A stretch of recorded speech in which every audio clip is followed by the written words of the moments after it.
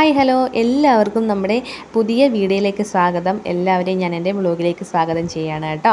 അപ്പോൾ നമുക്ക് വേണമെങ്കിൽ ചക്ക വേരിലും കായ്ക്കും എന്ന് പറയുന്നത് സത്യമാണല്ലേ? ഞാനീ പറയുന്നത് എന്താണെന്ന് ചോദിച്ചു കഴിഞ്ഞാൽ നമ്മുടെ ഈ ഒരു മാറ്റത്തെക്കുറിച്ചാണ് ഞാൻ പറയുന്നത്. എന്ത് മാറ്റം എന്നായിരിക്കും നിങ്ങൾ ഉദ്ദേശിക്കുന്നത്? വേറെയൊന്നുമല്ല, നമ്മുടെ ഈ പാചക രീതിയിൽ വന്ന മാറ്റത്തെക്കുറിച്ചാണ് ഞാൻ പറഞ്ഞത്. എന്താണെന്ന് വെച്ച് കഴിഞ്ഞാൽ നമ്മൾ എന്തെങ്കിലും പെട്ടെന്നല്ല, നമുക്കിപ്പോൾ ഒന്ന് കുക്ക് ചെയ്യണമെന്നുണ്ടെങ്കിൽ ഓടി ചെന്നിട്ട് ഗ്യാസ് അടുപ്പ് കത്തിച്ച് പാചകം ചെയ്യുന്ന രീതിയായിരുന്നു. ഇപ്പം അതിൽ നിന്നും മാറി നമ്മൾ വിറകടുപ്പിലേക്ക് മാറിയിട്ടുണ്ട്. കാരണം മനസ്സിലായില്ലേ, നമുക്ക് ഗ്യാസിന് ഷോർട്ടേജാണ്. അപ്പോൾ അതുകൊണ്ട് തന്നെ എല്ലാവരും ഇപ്പം വിറകടുപ്പിലേക്കൊക്കെ മാറി എന്നാണ് നമ്മൾ ഒരുപാട് ന്യൂസിലൊക്കെ അറിഞ്ഞതും കാര്യങ്ങളുമൊക്കെ. അപ്പോൾ നമ്മളുടെ കയ്യിൽ നിത്യോപയോഗ സാധനങ്ങൾ തീർന്നു കഴിഞ്ഞാൽ പിശുക്കി നമുക്ക് ഉപയോഗിക്കാനൊക്കെ അറിയാം അല്ലേ?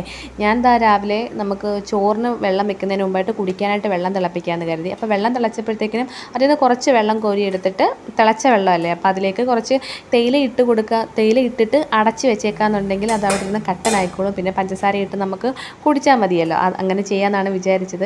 ഞാൻ ഈ തലയാട്ടുന്നതിൻ്റെ ആൻസർ നിങ്ങൾക്ക് മനസ്സിലായി കാണുമല്ലോ. വേറെയൊന്നും അല്ല, വേണമെങ്കിൽ ചക്ക അത് തന്നെയാണ്. അപ്പോൾ നമ്മുടെ വെള്ളമൊക്കെ തിളച്ചു. അത് ഞാൻ എടുത്ത് മാറ്റി.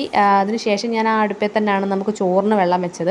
അങ്ങനെ അതെല്ലാം വെച്ച് കഴിഞ്ഞിട്ട് ഇതെന്താണ് കലക്കുന്നതെന്ന് ചോദിച്ചു കഴിഞ്ഞാൽ, നമ്മുടെ പൂച്ചയ്ക്കുണ്ടല്ലോ, അവൾക്ക് വയറ്റിനകത്തേക്കോ എന്താ, അവൾക്ക് ഫുഡ് കഴിച്ചിട്ടൊന്നും അവളുടെ ശരീരത്തിൽ അങ്ങോട്ട് നന്നായിട്ട് കാണുന്നില്ല. അപ്പം എല്ലാവരും പറഞ്ഞു വിരശല്യം കാണും, അപ്പോൾ അതിന് വേണ്ടി മരുന്ന് കൊടുക്കാൻ പറഞ്ഞു. അങ്ങനെ ഞാൻ മരുന്ന് വാങ്ങിച്ചിട്ട് പാലിനകത്ത് മിക്സ് ചെയ്ത് കൊടുത്തതാണ് കേട്ടോ. ഇത് പാർത്തമ്മോൻ പരീക്ഷയാണ്, അതുകൊണ്ട് അവന് ഉച്ചയ്ക്കാണ് പരീക്ഷ. അതുകൊണ്ട് രാവിലെ ഒന്നും പോവണ്ടായിരുന്നു.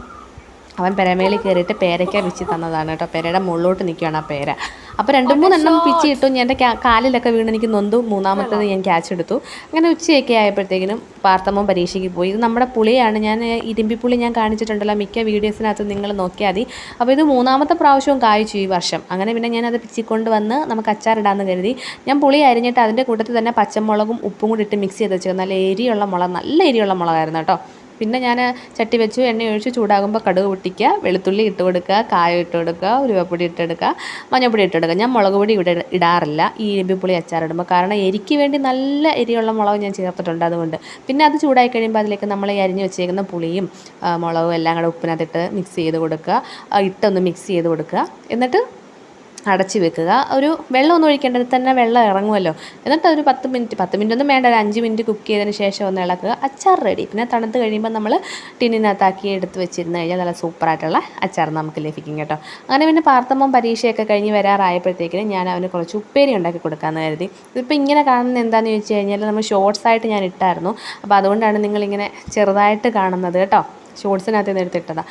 അപ്പോൾ ഞാൻ അവന് വേണ്ടി ഉപ്പേരി ഉണ്ടാക്കാനായിട്ട് തയ്യാറെടുക്കുകയാണ്. നമ്മൾ കുറച്ച് പച്ച ഏത്തയ്ക്ക ഇതുവഴി പോയപ്പോൾ വാങ്ങിച്ചായിരുന്നു. അത് ഇപ്പോൾ സ്കൂളടവൊക്കെ ആയി വരുമല്ലേ. അപ്പോൾ ഞാൻ കരുതി കുറച്ച് അരിഞ്ഞുണങ്ങി പൊടിച്ച് കുറുക്കുണ്ടാക്കി കൊടുക്കാമെങ്കിൽ കുഞ്ഞുങ്ങൾക്കും വലിയവർക്കും എല്ലാ ശരീരത്തിനും നല്ലതല്ലേ. അപ്പോൾ അങ്ങനെ കൊടുക്കാമെന്നുള്ളൊരു ഉദ്ദേശത്തിൽ വാങ്ങിച്ചതാണ്. അപ്പോൾ ഇത് കണ്ടപ്പോൾ ഉടനെ ഏത്തയ്ക്ക ചിപ്സ് വേണമെന്നും പറഞ്ഞ് ബഹളമായിരുന്നു. അപ്പോൾ സ്കൂളിൽ നിന്ന് വരുന്ന സമയമായപ്പോഴേ ഞാനിത് വറുത്ത് വെച്ചു.